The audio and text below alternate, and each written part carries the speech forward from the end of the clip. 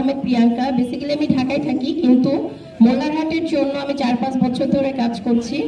আর এখানে আসলে কপিদাতাকে পরিচয় করানোর মতো আর আমার কাছে কিছুই নাই, বিকজ উনি আপনাদেরই সন্তান।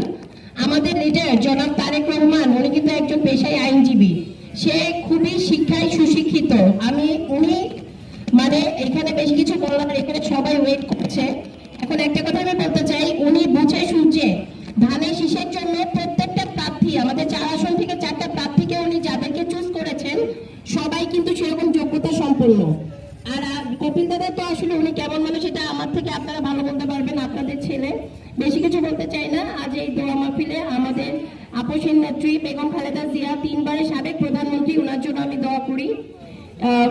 আজকে আর বেশি কিছু না বলে, ঠিক আছে, বাংলাদেশ জিন্দাবাদ, খুদা হাফেজ, আসসালামু আলাইকুম। ধন্যবাদ জনাব রজনী আহমেদ প্রিয়ঙ্কা।